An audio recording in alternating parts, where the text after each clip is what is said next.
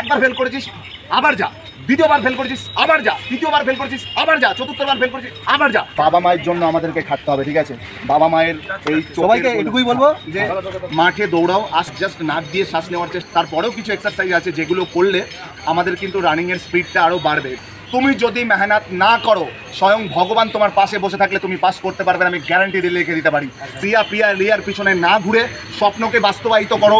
ভগবান চাইছে তুই 5 বারে এসলে তোকে পাস করাবো, তুই 3 বার গিয়ে যাসনি। এই যে যাদের সাথে আজকে বসে বসে ইয়ার্কি আড্ডা মারছিস, তাদের একজন ভালো চাকরি পেয়ে গেল, তোর সাথে ছেড়ে দেবে সঙ্গ, অন্য বন্ধু হয়ে যাবে, চাকরিওয়ালা বন্ধু হবে। কোনো নিউ এক্সপিরিয়েন্স কী করে রানিংটা খুলবে সেটাই বুঝতে পারছে না। একটা দরজা বন্ধ হলে এরকম 1000 একটা দরজা খুলে যাবে। আমরা একটা সাইকেলের জন্য পাগল হচ্ছি, ভগবান আমাদের জন্য 4 চাকা নিয়ে বসে আছে। তো একটা বোম দেখেছিস যেটা আমরা এরকম গ্রেনেড এরকম চিনে এরকম ছুঁড়ে ফেলি, ওটা হচ্ছে HE-36 বলা হয়, হাই এক্সপ্লোসিভ 36। উনি একবার নয়, এরকম কমসে কম 35 বার ফেল করার পরে 36 বারে উনি সাকসেস পেয়েছে। ভগবান জাস্ট ওয়াচ করবে এর মধ্যে কতটা ক্ষমতা আছে দেখি। আমি একটাই কথা বলবো, ব্যাট নিয়ে তুমি পিছিয়ে দাঁড়িয়ে থাকো, বল লাগবে না, আর একটা বল লাগবে, সেটাই 6 হবে।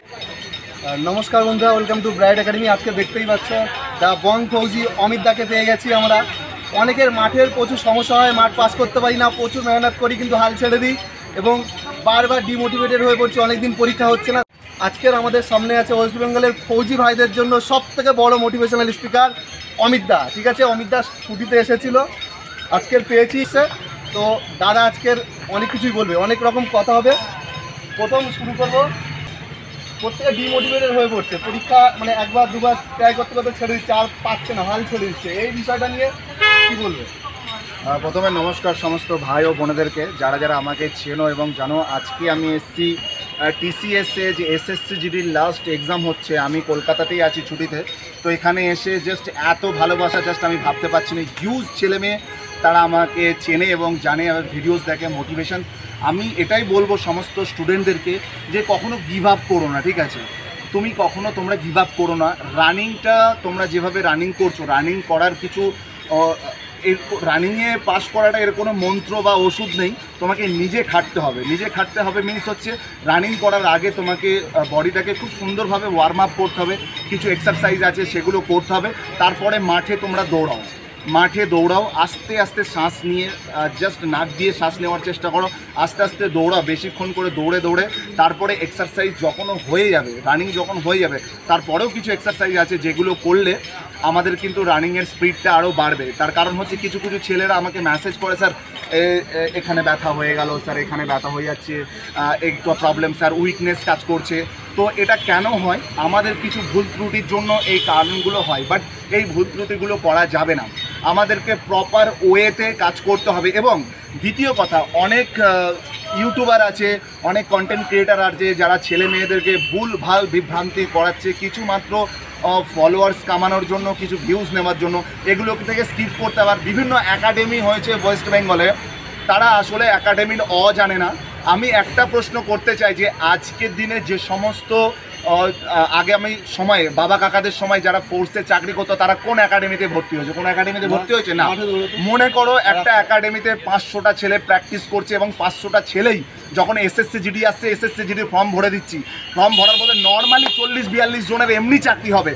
ওরা কি করছে? সেই 40-42টা ছেলেকে নিয়ে তাদের মাথায় গলায় ফুলের মালা পরিয়ে দিয়ে তাদেরকে বিভিন্ন রকম ভিডিওস করে সোশ্যাল মিডিয়াতে দিচ্ছে এবং ছোট ভাই বোনেরা ভাবছে যে এই একাডেমিতে গেলে মনে হয় আমি চাকরি পেয়ে যাব। না, তুমি যদি মেহনত না করো, স্বয়ং ভগবান তোমার পাশে বসে থাকলে তুমি পাস করতে পারবে না, আমি গ্যারান্টি দিয়ে লিখে দিতে পারি।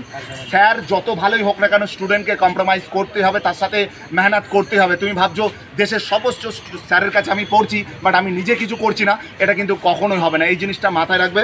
আর দ্বিতীয় কথা, ডিমোটিভেট কখনো হওয়া চলবে না। বিকজ যখনই মনে হবে যে দুর্বল হয়ে যাচ্ছি, আর ভালো লাগছে না, কষ্ট পাচ্ছি, তখন বাবা মায়ের মুখের দিকে একবার তাকিয়ে দেখো যে মানুষগুলো দিন রাত মেহনত করে আমাদেরকে কষ্ট করে বড় করছে, যাদের মুখের দিকে তাকালে তাদের চোখের কোণে কালো দাগ পড়ে গেছে, শুধুমাত্র আমার ছেলেটা কিভাবে বড় হবে, আমার ছেলেটা কিভাবে মানুষ হবে, তাদের দিকে তাকিয়ে একবার নিজের ভিতর থেকে আগুন জ্বালিয়ে নিও। আর একটা কথা বললাম, যখন আমাদের জীবনের সবচেয়ে সুন্দর এবং ইম্পর্টেন্ট সময় হচ্ছে স্কুল কলেজে পড়ার সময়টা, এই সময়টা যখন আমরা হারিয়ে ফেলবো লাইফে, এই সময়টা আর কোনোদিনও দিতে পারবো না।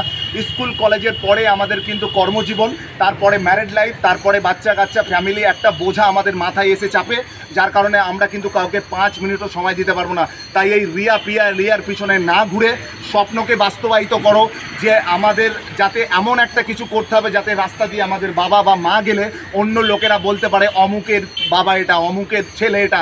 এই জিনিসটা আমি প্রত্যেকটা স্টুডেন্টদের মধ্যে দেখতে চাই। কখনো গিভ আপ করবে না। একটা কথা বলি, অনেকেই মেডিকেলে গিয়ে বলছে দাদা আমি তো 3 বার ফেল করেছি, আর হচ্ছে না। ভগবান চাইছে তুই 5 বারে এসলে তোকে পাস করাবো, তুই 3 বার গিয়ে যাসনি। অনেকে বলছে দাদা 2 বার গেছি, ফেল করে গেছি দাদা, আর পাচ্ছি না। ভগবান চাইছে হয়তো 3 বারে পাস করাবে, তুই 2 বার গিয়ে আর যাসনি। তো কখনো গিভ আপ করিস না, একদম চেষ্টা চালিয়ে যা। আজকে ফেল করেছিস, ফেল মানে তুই তোর লাইফের কাছে ফেল করলি না, তুই রিটেনে ফেল করেছিস বা অঙ্কে ফেল করেছিস বা ম্যাথামেটিক্সে ফেল করেছিস, তুই তোর জীবনের কাছে ফেল করিসনি। অনেক স্টুডেন্ট আছে যারা কি অনেক দিন ধরে মেহনত করছে, অনেক কষ্ট করছে, তার সত্ত্বেও তারা ফৌজি হতে পারেনি। আমাদের প্রত্যেকটা ভাই বোনেদের ফার্স্ট চয়েস থাকে যে তারা ফোর্সে আসবে এবং ভারত মাকে রক্ষা করবে, এবং এই ইউনিফর্মের একটা স্যাগ থাকে এদের মধ্যে। আমি গ্যারান্টি দিয়ে বলতে পারি, আমি জানি আমি একজন ফৌজি, আমারও ভীষণ কষ্ট হয়। বাড়ি থেকে ডিটাচ হওয়া, ছোট্ট একটা বাচ্চা আছে মা বাবাকে ফেলে, কিন্তু তবুও বলছি বিশ্বাস করো, ওই -42 ডিগ্রির মধ্যে দাঁড়িয়ে থেকেও না, ওই শুকনো রুটি কখনো খাবার পেলাম না পেলাম, কখনো বন্দুকের গুলি, কখনো আইডি ব্লাস্ট হচ্ছে, তার মধ্যেও একটা শান্তি আছে। বিশ্বাস কর, ওই ইউনিফর্মটার মধ্যে একটা আলাদা জোশ আছে। আমি চাইবো তোরা যতক্ষণ আছিস, এই যে ইউথ বয়স, এই যে যৌবন বয়স, এটা জীবনে কখনো ফিরে পাবি না। তো একদম কেউ গিভ আপ করবি না, একদম ফাইট করতে শেখ, লড়াই করতে শেখ। এই দেখ, আমি তোদেরকে আরও একটা কথা, মেডিকেল নিয়ে অনেকে অনেক বেশি চিন্তিত। এই দেখ, নকনি আছে কি নেই? আছে নকনি, আছে নকনি। কত বছর চাকরি হয়ে গেল, 13-14 বছর চাকরি হয়ে গেল, এখনও চাকরি করছি। অনেকের ছোটোখাটো প্রবলেম থেকেই থাকে, তোরা আগে থেকে ব্রেকআপ করিস না, ভেঙে পড়িস না। আমার দেখা করছি, অনেকের ছোটোখাটো প্রবলেম থেকেই থাকে, তোরা আগে থেকে ব্রেকআপ করিস না, ভেঙে পড়িস না।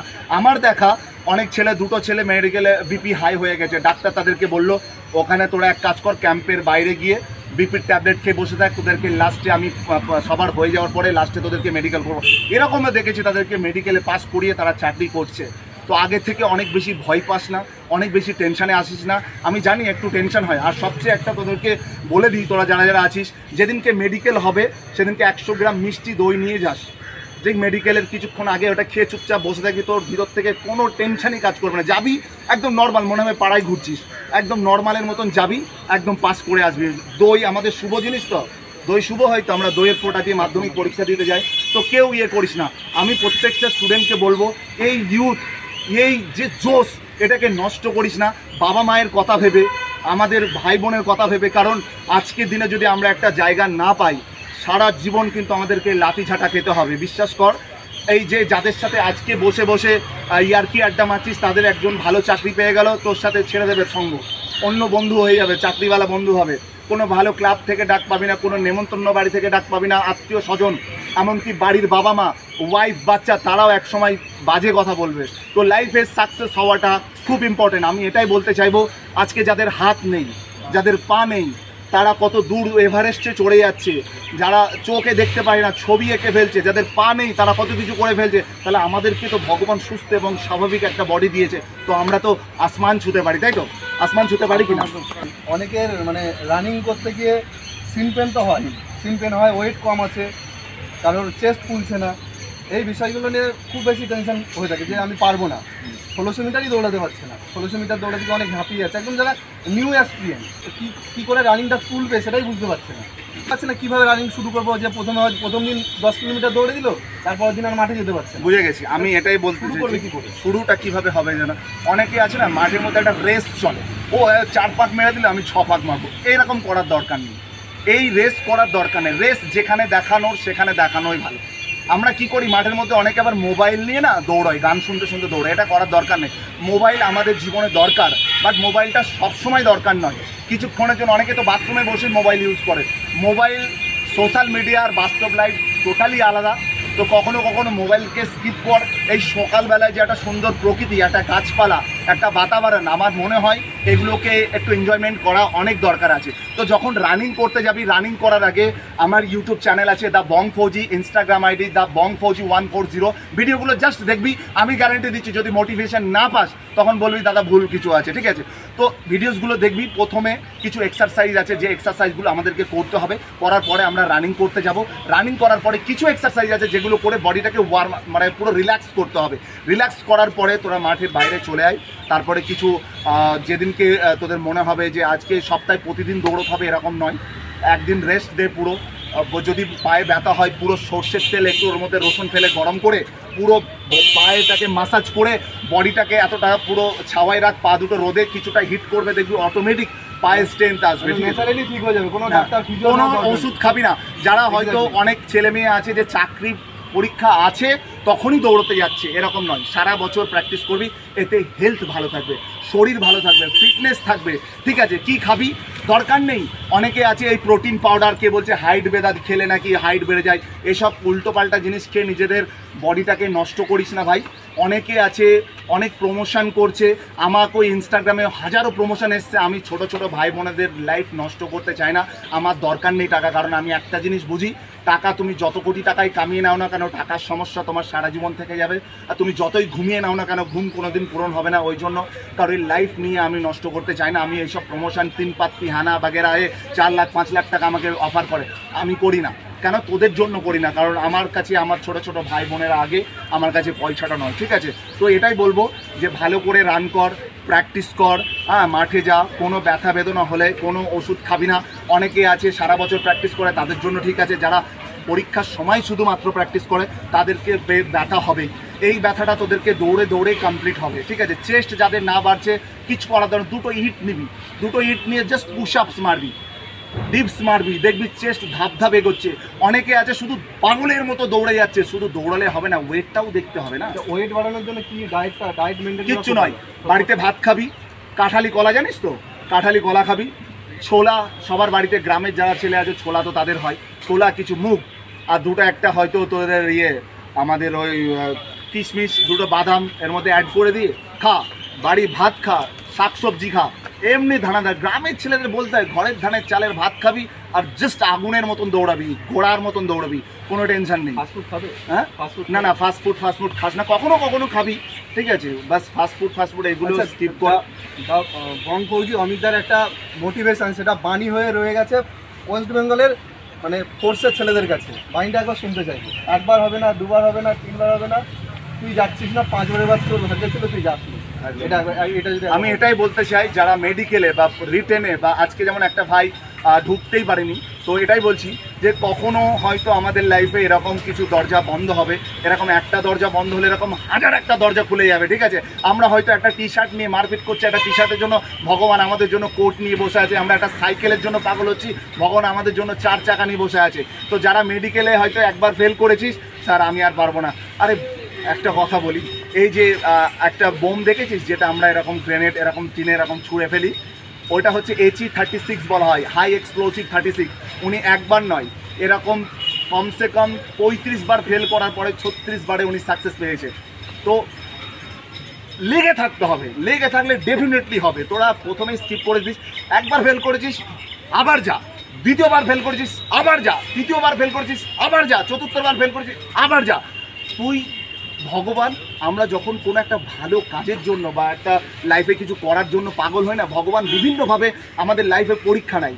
বাড়িতে কোনো প্রবলেম দিয়ে দিল, পায়ে ব্যথা করে দিল, পা ভেঙে গেল, হ্যানা ত্যানা রাম শাম যদুমধু অনেক কিছু হবে।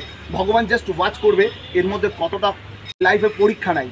বাড়িতে কোনো প্রবলেম দিয়ে দিল, পায়ে ব্যথা করে দিল, পা ভেঙে গেল, হ্যানা ত্যানা রাম শাম যদুমধু অনেক কিছু হবে। ভগবান জাস্ট ওয়াচ করবে এর মধ্যে কতটা ক্ষমতা আছে দেখি, কতটা নেওয়ার ক্ষমতা আছে দেখি, এ কতটা নিতে পারে, তোর এরকম ডোজ দিতে পারে। আমি একটাই কথা বল, ব্যাট নিয়ে তুমি পিছে দাঁড়িয়ে থাকো, বল লাগবে না লাগবে না লাগবে না, আর একটা বল লাগবে, সেটাই 6 হবে, আর সেই 6 তোমার ম্যাচ জেতাবে, ঠিক আছে? কোনো কোচিং সেন্টারে ভর্তি হওয়ার দরকার নেই। অমিতদার যে চ্যানেলটি রয়েছে সেই চ্যানেলে কিন্তু রানিংয়ের আগে এবং রানিংয়ের পরে যে সমস্ত এক্সারসাইজগুলো করলে আমরা সহজেই রানটা কমপ্লিট করতে পারবো, আশা করি সেই চ্যানেলটা ফলো করো, the Bong Fauji. Bong Fauji YouTube channel, the Bong Fauji 140 insta ID, insta আইডিতে সমস্ত লিঙ্ক পেয়ে যাবে। দেখো, আই হোপ তোমাদেরকে আরও বেশি এনার্জি এবং আরও বেশি মোটিভেশন। এতক্ষণ কেমন লাগলো ভিডিওগুলো? Give up করা যাবে না, সবাইকে কথাগুলো একটু কেমন দেখে নাও। লাগলো? থ্যাংক ইউ সো মাচ সমস্ত ভাইদের জন্য, থ্যাংক ইউ সো মাচ। তোরা অনেক বড় হ, অনেক আশীর্বাদ রইলো তোদের জন্য, অনেক অনেক আশীর্বাদ রইলো। বাবা মায়ের জন্য আমাদেরকে খাটতে হবে, ঠিক আছে? বাবা মায়ের এই সবাইকে এটুকুই বলবো যে থ্যাংক ইউ সো মাচ। জয় হিন্দ, জয় Bharat. Okay, thank you so much. Thank you.